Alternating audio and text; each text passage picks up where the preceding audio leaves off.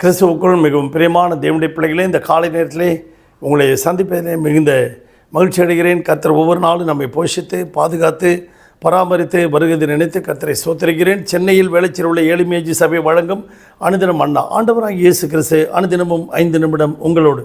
இந்த நாளிலும் தியானத்துக்கு எடுத்துக்கொண்ட வேதவசனம் பிலிப்பியர் 3ஆம் அதிகாரம் 13-14 வசனத்தை வாசிப்போம். பின்னானவைகளை மறந்து முன்னானவைகளை நாடி கிறிஸ்து இயேசுவுக்குள் தேவன் அளித்த பரம அழைப்பின் பந்தய பொருளுக்காக லக்கை நோக்கி நான் தொடருகிறேன். ஆம் பிரியமான தேவனுடைய பிள்ளைகளே, இந்த நாளிலே நமக்கு நெருங்கி நிற்கிற பாவத்தையும் பாரத்தையும் உதறி தள்ளிவிட்டு கர்த்தர் நமக்கு நியமித்திருக்கிற ஓட்டத்திலே இயேசுவை நோக்கி பொறுமையோடு ஓடுவோம். கர்த்தர் நமக்காக ஒரு ஜீவ கிரீடத்தை வைத்திருக்கிறார், ஒரு பொருளை வைத்திருக்கிறார். அதை பெற்றுக்கொள்ளும்படியாக நம்முடைய வாழ்க்கையில் ஏற்பட்ட தோல்விகள், ஏமாற்றங்கள், சஞ்சலங்கள், வருத்தங்கள் எல்லாவற்றையும் மறந்து முன்னானவைகளை நாடி ஓடுவோமா? உங்களுக்காக ஒரு பாடலோடு இந்த வசனத்தை தியானம் பண்ணுவோமா? பரம அழைப்பின் பந்தய பொருளுக்காய் நான் லக்கை நோக்கி ஓடுகிறேன்.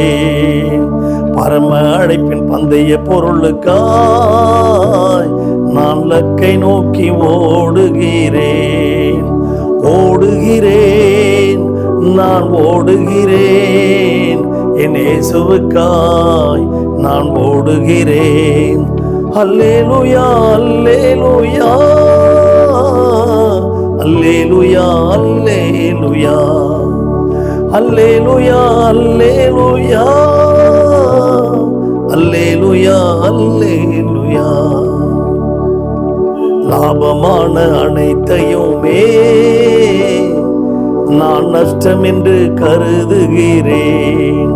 இயேசு ராஜாவின் இந்த வேலைக்காக மகிழ்ச்சியுடன் நான் ஓடுகிறேன். இயேசு ராஜாவின் இந்த வேலைக்காக மகிழ்ச்சியுடன் நான் ஓடுகிறேன். எத்தனை தான் இடர்கள் வந்தாலும் விசுவாசத்திலே நிலைத்திருப்பேன். எத்தனை தான் இடர்கள் வந்தாலும் விசுவாசத்திலே நிலைத்திருப்பேன். அப்பா, எனக்காக நீர் நியமித்த இந்த பாதையிலே நான் ஓடுகிறேன். எனக்காக அப்பா நியமித்த இந்த பாதையிலே நான் ஓடுகிறேன்.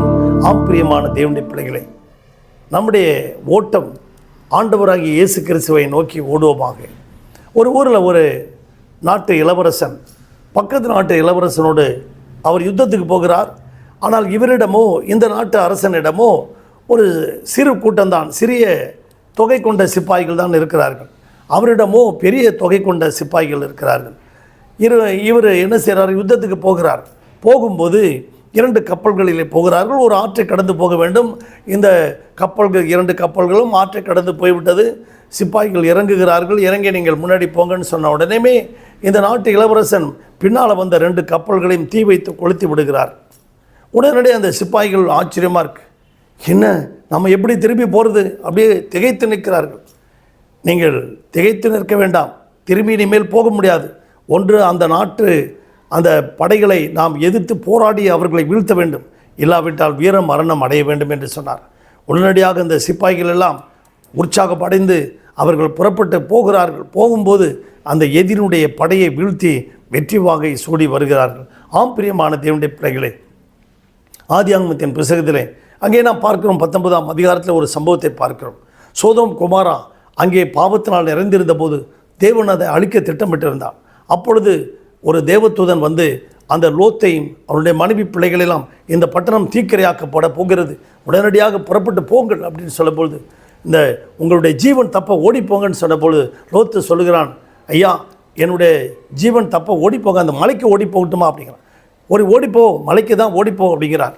போகும்போது ஓடிக்கொண்டே இருக்கிறார்கள். போகும்போது அவங்களுடைய மனைவி பின்னாடி திரும்பி பார்த்து பட்டணம் எரிகிறதை பார்த்தால் உடனே அவள் உப்பு தூணாகிவிட்டாள்.